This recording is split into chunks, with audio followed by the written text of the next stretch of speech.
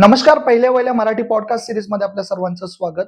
आपण पाहतो की आधी औरंगाबादचं छत्रपती संभाजीनगर आणि आता अहमदनगरचं अहिल्यानगर करण्याची घोषणा मुख्यमंत्र्यांनी केली आहे आणि त्या संदर्भात महानगरपालिकेमधून देखील ठराव पास होऊन वरती पाठवण्यात आला आणि अनेक घडामोडी या संदर्भात घडल्या आणि याच विरोधात याचिका दाखल केली आहे ती आर्किटेक्ट अर्शद शेख यांनी. तर आपण त्यांच्याशी आज संवाद साधूयात. अर्षदजी, तुम्ही जी याचिका कोर्टामध्ये दाखल केली आहे, याच्यामध्ये याचिकाकर्ता कोण कोण आहेत आणि कशा संदर्भात ही याचिका तुम्ही दाखल केली आहे? यामध्ये याचिकाकर्ता एक डॉक्टर सर्जेराव निमसे सर आहेत. ते नांदेड आणि लखनौ दोन्ही युनिव्हर्सिटीला कुलगुरू होते. त्यानंतर दुसरे जे याचिकाकर्ते आहेत ते पुष्कर सोहनी साहेब आहेत. ते सध्या पुण्याला ईसरमध्ये एज्युकेशन सायन्स आणि रिसर्चमध्ये ते कार्यरत आहेत. आणि विशेष म्हणजे त्यांनी अमेरिकेतील पेनिसिल्व्हेनिया या इथून निजामशाहीच्या आर्किटेक्चरवर पीएचडी केलेली आहे. त्यांचा एक फार प्रसिद्ध लेख सुद्धा टाइम्स ऑफ इंडियामध्ये गाजला. अहमदनगरच्या नामांतराच्या विरोधात त्यांनी एक आर्टिकल टाकलं होतं त्या संदर्भात. आणि तिसरा याचिकाकर्ता मी आहे. विषय हा सामाजिक आहे. हा काही धार्मिक विषय नाही आहे का कोणत्या धर्माला हे होईल म्हणून, तर हा सामाजिक विषय आहे निवड. या संदर्भात आमची अशी भूमिका आहे की अहमदनगर शहर याला एक फार मोठा ऐतिहासिक गौरवशाली याला परंपरा लाभलेली आहे, वारसा लाभलेला आहे. दक्षिण भारताचा हा सत्ता केंद्र आणि फार महत्वाचा केंद्र अनेक शतके होता.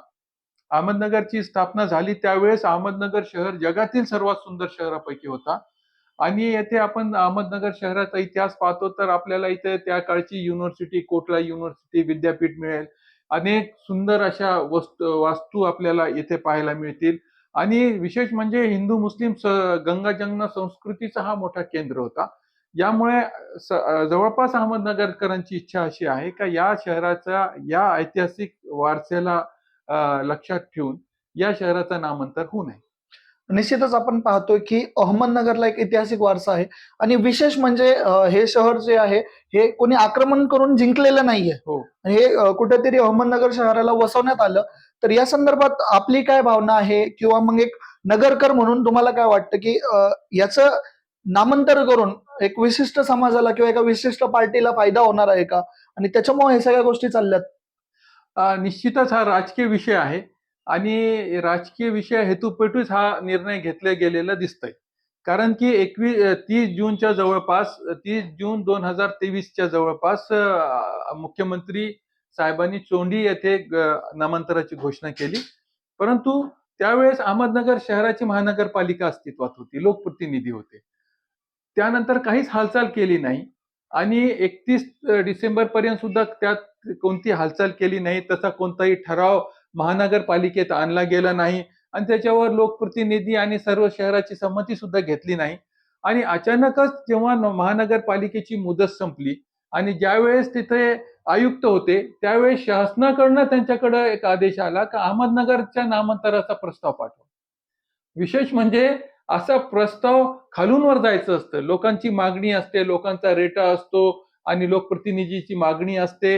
ही मागणी वारंवार जेव्हा केली जाते तेव्हा लोकप्रतिनिधी आणि महासभा तसा ठराव घेते, तसं शासनाला पाठवते. परंतु इथे थोडं वेगळं उलटच कार्यक्रम झालेला दिसलं.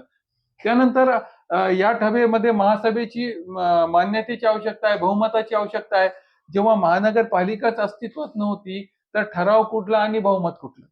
आणि या पार्श्वभूमीवर आम्ही या कायद्याच्या कोणत्याही प्रक्रियेचं पालन केलं गेलं नाही, त्याचं उल्लंघन केलं गेलं असं आम्हाला वाटलं. म्हणून आम्ही उच्च न्यायालयामध्ये जनहित याचिका दाखल केली. निश्चितच ज्या पद्धतीने आपण हायकोर्टात उच्च न्यायालयात जनहित याचिका दाखल केलेल्या आहेत, कोणते मुद्दे आहेत आणि सन्माननीय न्यायालयाकडून आपल्याला काय अपेक्षा आहेत? अगदी नामांतरासंदर्भात भारत सरकारचे अगदी स्पष्ट निर्देश आहेत. म्हणजे भारत सरकारची अशी भूमिका आहे की कोणत्याही नामांतराच्या प्रस्तावाला डिस्करेज करावं, त्याला म्हणजे असं नामांतर होऊ नये. कारण की एका शहराच्या नामांतराला हजारो कोटी रुपयाचा खर्च येतो. प्रत्येक ठिकाणी प्रत्येक जागेवर जर नाव बदलायचं असेल तर खूप मोठा प्रचंड खर्च त्यामागे असतो. म्हणून भारत सरकारची भूमिका अशी आहे का नामांतराच्या ठरावाला शक्यतो ते नाही झालं पाहिजे. आता कुठे झालं पाहिजे नामांतर, तर ज्या शहराचा पूर्वी नाव तोच असेल आणि काही काळाच्या ओघात ते बदललं गेलं असेल, तर ते नाव रिस्टोर करण्यासाठी नामांतराची मुभा दिलेली आहे. त्यानंतर एका शहरामध्ये दोन जर एकाच सारखे गावाचे नाव असतील, तर त्या संदर्भात त्या गावाच्या लोकांनी मागणी केल्यास सुद्धा तसं होऊ शकेल. परंतु ज्या शहराला ऐतिहासिक वारसा आहे, त्याचे हिस्टॉरिकल कनेक्शन आहे, त्या शहराचं नाव बदलू नये अशी आपल्या त्या गाईडलाईन्सची भूमिका दिसून येते.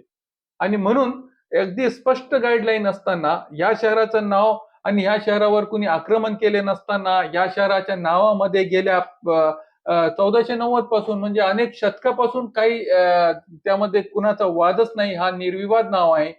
त्यानंतर हा कुणी आक्रमण करून जिंकलेला शहर नाही आहे, हा निजामशहानी वसवलेला शहर आहे. किंबहुना भारतामध्ये जे इतिहास आपल्याला सापडतं त्यामध्ये हा बहुतेक एकमेव शहर असावा ज्याची स्थापना दिवस आहे.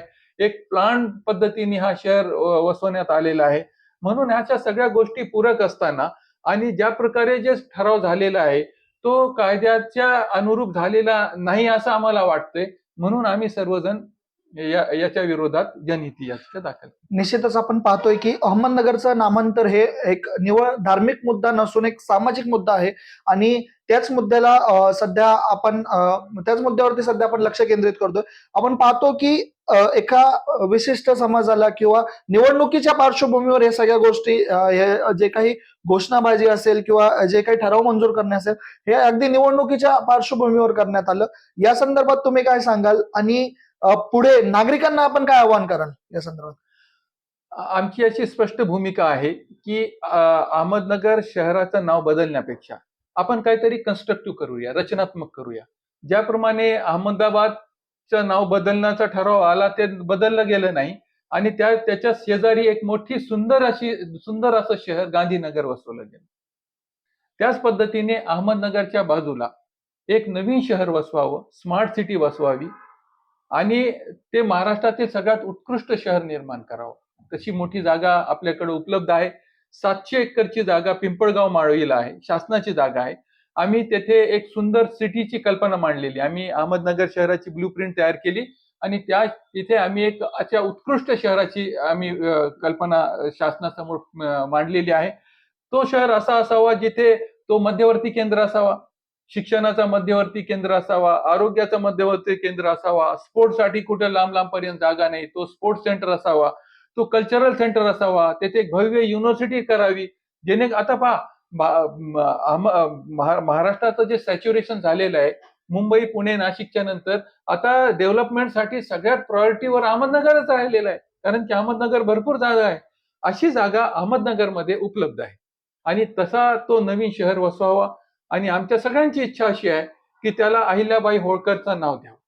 निश्चितच आपण ज्यावेळेस सोशल मीडियावर पाहत असतो किंवा अहमदनगर, अहिल्यादेवी नगर या संदर्भात ज्यावेळेस युक्तिवाद सोशल मीडियावरती सुरू असताना दिसतात, तर आपण पाहतो की दोन नागरिक आपापसामध्ये भांडताना दिसतात की अगदी म्हणजे जे राजकीय विषय आहे याला कुठेतरी जातीचा किंवा एक धर्माचा वळण देण्यात जे आलेलं आहे, तर त्या संदर्भात आपण नागरिकांना कसं आवाहन कराल किंवा हे जे काही युक्तिवाद आपल्याला पाहायला मिळतात?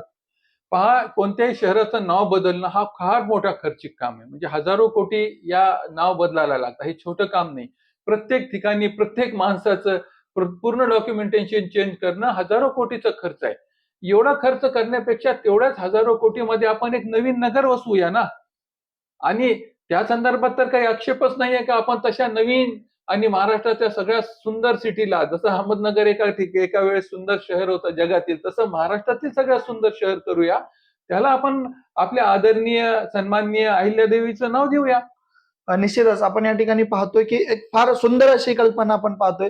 एक क्रिएटिव्ह किंवा कन्स्ट्रक्टिव्ह काम आपण करूयात अशी कल्पना या ठिकाणी अर्षद शेख यांनी मांडलेली आहे, ज्याच्यामध्ये ते अशा शहराची कल्पना करतात की ना भूतो ना भविष्य आपण त्याला म्हणूयात, की असं एक सुंदर शहर असावं, तो एज्युकेशनचं किंवा एक शैक्षणिक केंद्र ते बनावं, एक कल्चरल केंद्र ते बनावं. आणि निश्चितच हे गोष्टी घडू शकतात. जे नाव बदलण्यासाठी खर्च येणार आहे, डॉक्युमेंटेशनला जे खर्च येणार आहे ते खर्च टाळून आणि एक ऍडिशनल नवीन शहर आणि जे काही महाराष्ट्राचं वैभव ठरू शकतो अशा शहराची कल्पना करताना आपल्याला आर्किटेक्ट हर्षद शेख दिसतात. तर निश्चितच आपण पाहतो आणि एक याचिकाकर्ता म्हणून आता पुढील आपल्या काय भावना आहेत आणि कशा पद्धतीने सगळ्या गोष्टींना किंवा कायदेशीर प्रक्रियेला आपण सामोरे जाणार आहात? येत्या गुरुवारी म्हणजे 28 तारखेला जुलैला याची प्रथम सुनावणी होणार आहे. आम्हाला अपेक्षा अशी आहे म्हणजे न्यायालयाकडून सुद्धा अशी अपेक्षा आहे की हे सगळ्या गोष्टीचा ते निश्चितच विचार केला जाईल आणि त्या संदर्भात न्याय मिळेल. निश्चितच आपण या ठिकाणी पाहतो की फार सुंदर पद्धतीने एक ब्लूप्रिंट तयार ज्या पद्धतीने केलंय आणि ज्या पद्धतीने मुद्दा मांडलाय की आपण पाहतो की कुठेतरी या विषयाला धार्मिक वळण न देता एक सामाजिक विषय म्हणून सर्व नागरिकांनी हाताळलं पाहिजे असं आव्हान या ठिकाणी आर्किटेक्ट हर्षद शेख यांनी केलेलं आहे. आणि आपण पुढे देखील अशा पद्धतीचे व्हिडिओज बनवणार आहोत. आणि नगर शहराबद्दल किंवा अहमदनगर शहराबद्दल तुम्हाला काय वाटतं ते तुम्ही कमेंटमध्ये आम्हाला नक्की कळवा. या व्हिडिओला जास्तीत जास्त शेअर करा आणि चॅनलला सबस्क्राईब करा. धन्यवाद.